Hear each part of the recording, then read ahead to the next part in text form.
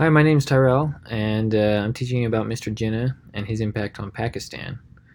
Mr. Jinnah uh, had kind of an interesting education. He was born in the late 1800s, about 1876, and when he would go to school, he was considered a kind of an outcast, and he always wanted to play with his friends, or it wasn't uncommon for him to like leave school and go ride horses. And his aunt even tried to take him to school over at it was called I think it's go Guy Das Te Primary School, and eventually he was sent back because he'd always you know leave school basically. And so eventually he did an internship in London where one of his mentors had him come in and work for him. And while he was there, he went to Lincoln's Inn, which is like a lawyer school, and then became the youngest one to be accepted in the bar, and did a very good job. It was kind of interesting. He started out not as a good student, but came out quite on top on there. His family life was kind of interesting. He had an arranged marriage when he was 16, and it was just before he moved to England to go to school. And while he was away, his she died a few months later. And what's also interesting is his mother died while he was over at school.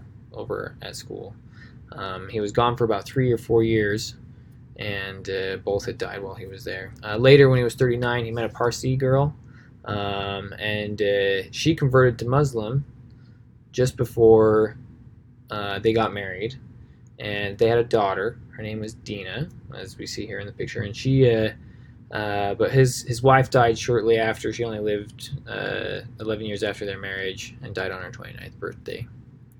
In his career, he was a very successful lawyer. He was the youngest one that was accepted in the bar, and when he went back, he started to practice in Bombay as a barrister, and it's like a lawyer who takes high profile cases.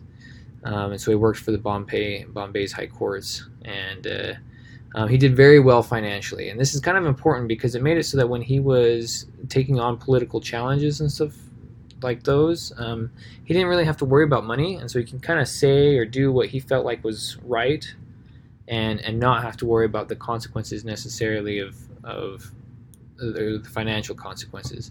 And even Gandhi, who was a reputable lawyer, viewed him as one of the best lawyers, and so gave him a lot of influence, especially in finances. Politically, while he was going to school, that's where he kind of got interested in politics. He'd go to the House of Commons and see a lot of the proceedings that would go on there, and enjoyed the process. But it also started his interest, specifically the lack of India's representation in British Parliament. And so when he went back and was working in India, he joined the National Congress, eventually joins the Muslim League and becomes even president of the Muslim League, and was a huge facilitator in the reorganization of the league, and later in the movements towards the formation of Pakistan.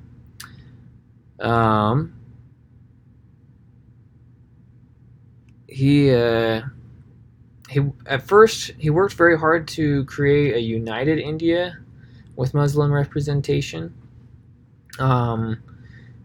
The challenges that came up, he didn't view the way that India was trying to get its independence the same way as a lot of the Indians did, and what specifically kind of triggered some of the problems there was the non-cooperation movement, which triggered a lot of violence, especially towards the British. It also created retaliation from the British, and so yeah, there was a lot of problems. What started that unity, though, that he was trying to do was what was called the Delhi Muslim Proposal, and this was a proposal that gave Muslim representation in a dominantly Hindu parliament, or government, I guess I should say, and was actually a pretty good plan. The problem, though, was it was shut down by the, I guess, his Hindu parliament by a non-cooperation act, and so kind of killed that. And shortly after, Mr. Jinnah goes for just like a Muslim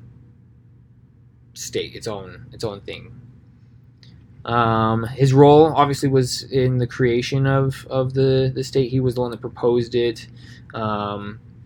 It's argued that it was his influence alone that created Pakistan. In fact, Lord Mountbatten said that if he would have known that Mr. Jinnah would have died a year following, he would have just waited him out and created just a single country, at least according to one of the sources. And so it's really interesting how that all kind of tied into it. There was the formation of Pakistan, which was in 1947. He died in 1948. As soon as it was formed, he became Governor General, or was elected governor. Well, he wasn't elected, but he was sworn in as Governor General.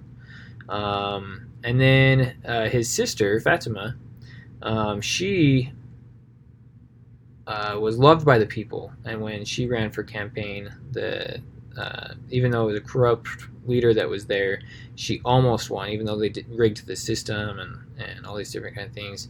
It was evident that the people really wanted her to be president or leader.